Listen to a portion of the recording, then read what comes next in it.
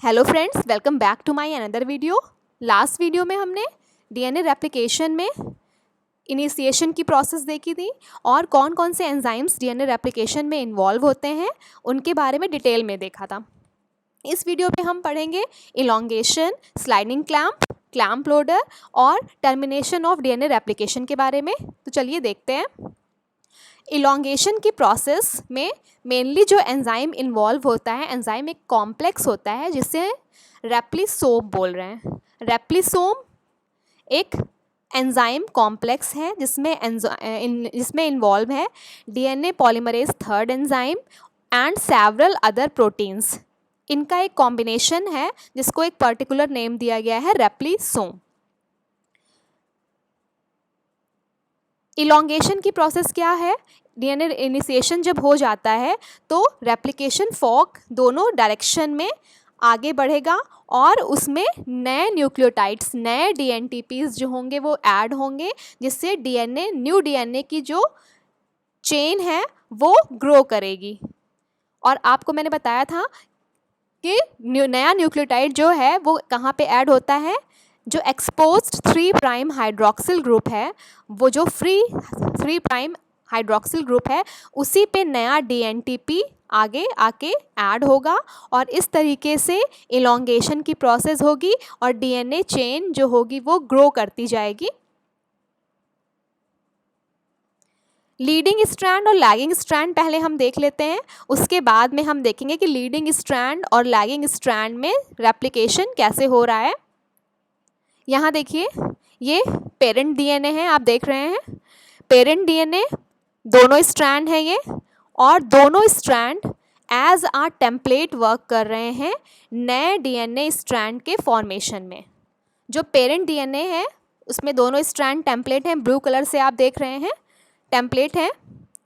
Leading strand का template भी देखिए ऊपर है और नीचे लैगिंग स्ट्रैंड का टेम्पलेट है ब्लू कलर से, और जो न्यूली सिंथेसाइज्ड डीएनए है वो रेड कलर से इसमें डिनोट किया गया है।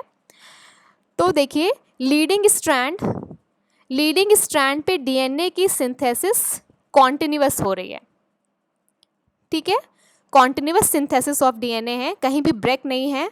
तो रेड कलर की आप एक क्लियर लाइन देख रहे हैं यहाँ पे, ऊपर टेम्पलेट ब्लू कलर का, नीचे रेड कलर का, कॉन्टिन्यूअस सिंथेसिस ऑफ डीएनए। तो लीडिंग स्ट्रैंड पे सिंथेसिस डीएनए की कॉन्टिन्यूअस वे में हो रही है। नीचे देखिए लैगिंग स्ट्रैंड है, यहाँ पे डिसकॉन्टिन्यूअस सिंथेसिस है, रेड और ग्रीन कलर से आप देख रहे हैं डिसकॉन्टिन्यूअस सिंथेसिस ऑफ डीएनए, ठीक है, इसीलिए इसको हम बोल रहे हैं लैगिंग स्ट्रैंड। तो इस तरीके से आपने देखा पेरेंट डीएनए के दोनों strand as a template work कर रहे हैं और लीडिंग स्ट्रैंड और लैगिंग स्ट्रैंड का फॉर्मेशन हो रहा है। अब नेक्स्ट स्लाइड में ये देखिए, लैगिंग स्ट्रैंड जहाँ पे डिसकॉन्टिन्यूअस सिंथेसिस हो रही है डीएनए की, वहाँ पे शॉर्ट ओकाजाकी फ्रैगमेंट्स बन रहे हैं। ये देखिए ओकाजाकी फ्रैगमेंट्स ग्रीन कलर के हैं और रेड कलर के, ये देख रहे हैं, ये ओकाजाकी फ्रैगमेंट्स होंगे। ये ओकाजाकी फ्रैगमेंट्स को जो नाम दिया गया है ओकाजाकी, ये एक जापानीज साइंटिस्ट के नाम पे इसको ओकाजाकी फ्रैगमेंट्स का नाम दिया गया है, ठीक है। मैंने आपको बताया था कि जो टेम्पलेट है उसके नीचे जो नया डीएनए स्ट्रैंड बनेगा, अब नया डीएनए स्ट्रैंड कैसे बनेगा? हमें एक शॉर्ट प्राइमर चाहिए होगा, प्राइमर ही होगा आरएनए। मैंने बताया था आप लोग को कि एक आरएनए प्राइमर का फॉर्मेशन होता है टेम्पलेट स्ट्रैंड के नीचे, और यही आरएनए प्राइमर जो होगा आगे इसे एक्सटेंड करेगा और नए स्ट्रैंड का फॉर्मेशन करेगा। प्राइमेज एंजाइम आरएनए प्राइमर की सिंथेसिस करता है, ठीक है। तो लीडिंग स्ट्रैंड पे सिर्फ एक प्राइमर रिक्वायर होता है और वही प्राइमर आगे इस एक्सटेंड होके नया स्ट्रैंड बना लेगा। लेकिन लैगिंग स्ट्रैंड पे जहाँ पे डिसकॉन्टिन्यूअस सिंथेसिस हो रही है, वहाँ पे जितनी बार ओकाजाकी फ्रैगमेंट बन रहा है, हर बार एक नया प्राइमर रिक्वायर्ड होगा। एक नया प्राइमर होगा, वो ओकाजाकी फ्रैगमेंट बनाएगा, उसके बाद नेक्स्ट प्राइमर, फिर ओकाजाकी फ्रैगमेंट का फॉर्मेशन। तो इस तरीके से शॉर्ट फ्रैगमेंट्स ऑफ डीएनए बनेंगे जिनको हम बोल रहे हैं ओकाजाकी फ्रैगमेंट्स। उसके बाद ये रिएक्शन आप देख रहे हैं, जो इलोंगेशन की जो रिएक्शन है, इसमें देखिए n है नंबर ऑफ डीएनटीपीज। डीएनटीपीज पता है आपको, डीएटीपी, डीजीटीपी, डीसीटीपी एंड डीटीटीपी। n है कितने नंबर ऑफ डीएनटीपीज रिक्वायर्ड होंगे। इसके अलावा जो एरो के ऊपर आप देख रहे हैं डीएनए पॉलीमरेज एंजाइम, एक डीएनए टेम्पलेट चाहिए होगी, उससे नया स्ट्रैंड डीएनए का बन रहा है। एंड एनपीपीआई, अगेन एन है नंबर ऑफ पायरोफॉस्फेट्स। ठीक है, ये पूरी कंप्लीट रिएक्शन है। तो इतनी चीज़ें हमें चाहिए होती हैं डीएनए के इलोंगेशन के लिए। नेक्स्ट स्लाइड में देखते हैं। यहाँ देखिए रेप्लिकेशन फोक बना हुआ है, वही मैंने जो बताया था ओकाजाकी फ्रैगमेंट्स जो आप देख रहे हैं, लैगिंग स्ट्रैंड पे डिसकॉन्टिन्यूअस सिंथेसिस, लीडिंग स्ट्रैंड पे कॉन्टिन्यूअस सिंथेसिस, और DNA replication 5 prime two 3 prime direction में प्रोसेस होती है। और फोक मूवमेंट का डायरेक्शन इसमें दिखाई गई है। ये देखिए फोक जो है वो मूव कर रहा है इस डायरेक्शन में, राइट हैंड साइड आप देख रहे हैं का एरो बना हुआ है, इस डायरेक्शन में फोक मूवमेंट होगा। ठीक है, और ये दोनों स्ट्रैंड जो होंगे इस तरीके से सिंथेसाइज हो रहे हैं। अब ऐसा क्यों होता है कि जो लैगिंग स्ट्रैंड है वहाँ डिसकॉन्टिन्यूअस सिंथेसिस हो रही है? वो इसलिए कि डीएनए की जो दोनों स्ट्रैंड्स हैं उसकी उनकी पोलैरिटी डिफरेंट होती है। जो लीडिंग स्ट्रैंड है देखिए वो 5 प्राइम टू 3 प्राइम डायरेक्शन में है, तो इसलिए इस पे जो सिंथेसिस हो रही है वो इस साइड से रेड कलर का है, 5 प्राइम टू 3 प्राइम डायरेक्शन में सिंथेसिस हो जा रही है। लेकिन जो दूसरा स्ट्रैंड है जो 3 प्राइम टू 5 प्राइम डायरेक्शन में है, वहाँ पे जो सिंथेसिस है वो डीएनए की अपोजिट पोलैरिटी, मतलब 3 प्राइम टू 5 प्राइम पोलैरिटी की वजह से वहाँ पे जो डीएनए पॉलीमरेज एंजाइम होता है वो बार बार स्ट्रैंड से सेपरेट हो जाता है। इस वजह से वहाँ पे डीएनए की सिंथेसिस जो होती है वो डिसकॉन्टिन्यूअस होती है। नेक्स्ट देखते हैं sliding clamp and clamp loader. Sliding clamp और clamp loader, these are two proteins that are required for processivity of DNA। तो DNA processivity क्या होती है? processivity होगी कि कितनी फास्टर न्यूक्लियोटाइड्स ऐड हो रहे हैं नए स्ट्रैंड की सिंथेसिस में। 1 सेकेंड में जितने न्यूक्लियोटाइड्स ऐड होंगे डीएनए की सिंथेसिस के लिए, तो प्रोसेसिविटी जो होगी वो डीएनए की उतनी ज़्यादा होगी। अगर फास्टर डीएनए रेप्लिकेशन करना है तो प्रोसेसिविटी जो होगी वो बहुत ज़्यादा होनी चाहिए, मतलब 1 सेकेंड में बहुत सारे न्यूक्लियोटाइड्स जो होंगे वो डीएनए पे ऐड होने चाहिए। ये होता है प्रोसेसिविटी। अगर 1 सेकेंड में कम न्यूक्लियोटाइड्स ऐड हो रहे हैं तो डीएनए रेप्लिकेशन की प्रोसेसिविटी जो है वो काफ़ी कम होगी। तो स्लाइडिंग क्लैंप और क्लैंप लोडर का काम होता है डीएनए की प्रोसेसिविटी को इंक्रीज़ करना, ताकि डीएनए रेप्लिकेशन की प्रोसेस फास्टर हो सके। तो अब देखिए स्लाइडिंग क्लैंप जो होता है वो डीएनए पॉलीमरेज एंजाइम को पकड़ के रखता है, ताकि DNA polymerase enzyme DNA template से सेपरेट ना हो जाए। ठीक है, और इसकी हेल्प कौन करेगा? Clamp loader. Clamp loader sliding clamp को होल्ड करेगा और इसको हेल्प करेगा कि ये डीएनए पॉलीमरेज एंजाइम को डीएनए टेम्पलेट पे अटैच करके रखें।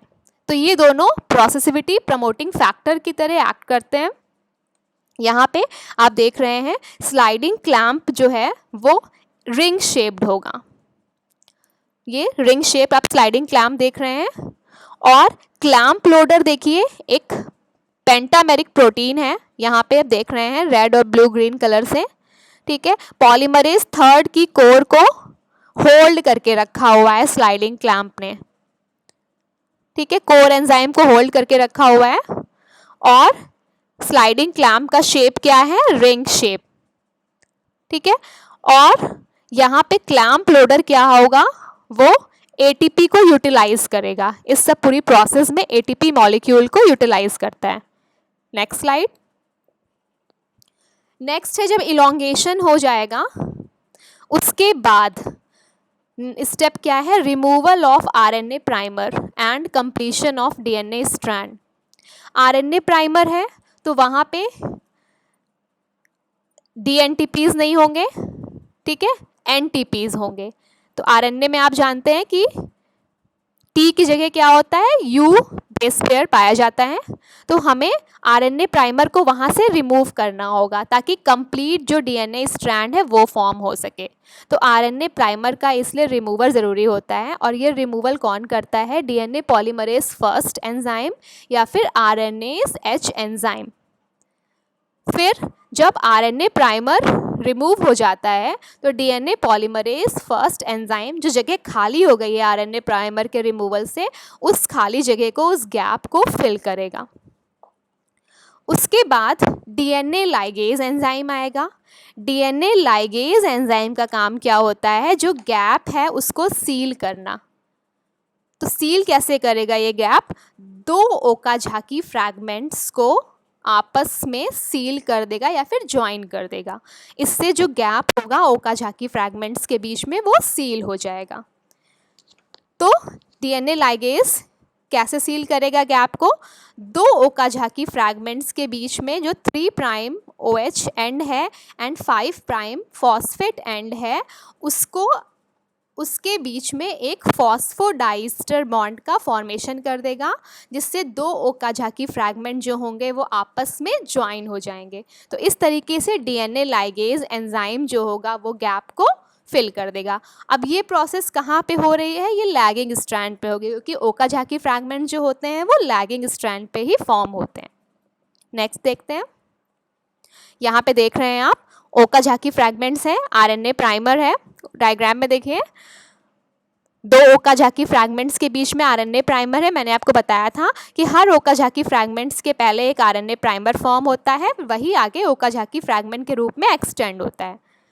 पेरेंटल डीएनए नीचे था, ठीक है, 3 प्राइम टू 5 प्राइम मैंने आपको स्ट्रैंड बताया था। जो लैगिंग स्ट्रैंड जो बनता है वो किस पे बनता है, 3 प्राइम टू 5 प्राइम वाले पेरेंटल डीएनए स्ट्रैंड के ऊपर, ठीक है।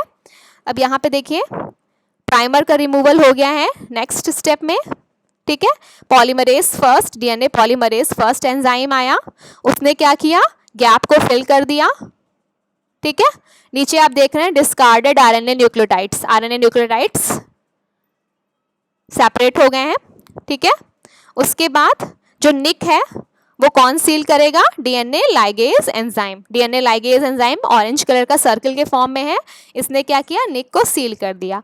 अब ये आपका एक कॉन्टिन्यूअस स्ट्रैंड बन गया। जो डिसकॉन्टिन्यूअस था वो क्या था, एक कॉन्टिन्यूअस डीएनए स्ट्रैंड बन गया है।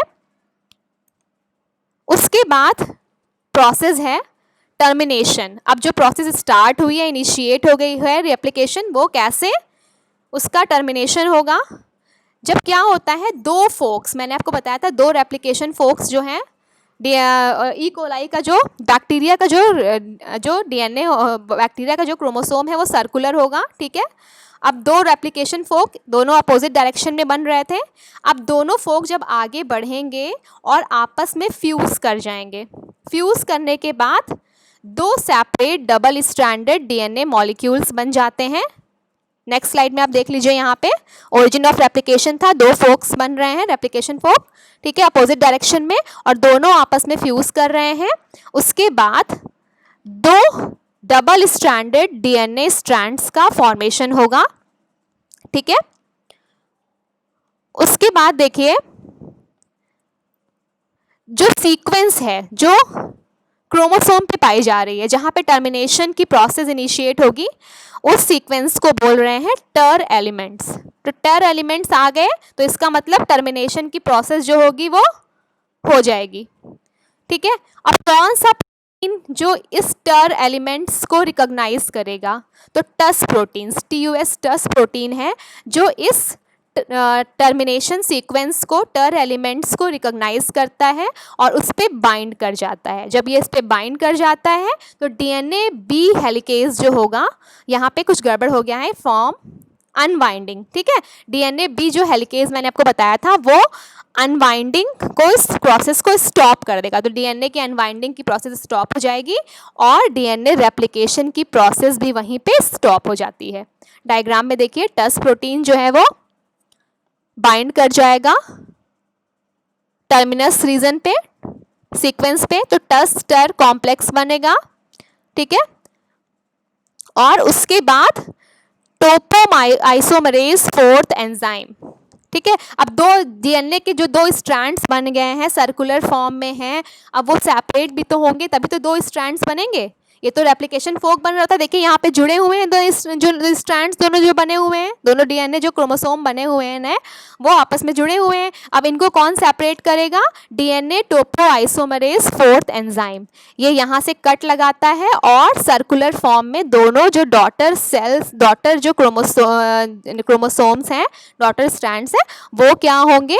सेपरेट हो जाएंगे और दो डीएनए के फॉर्म में, दो डबल स्ट्रैंडेड डीएनए के फॉर्म में हो जाएंगे। Thank you.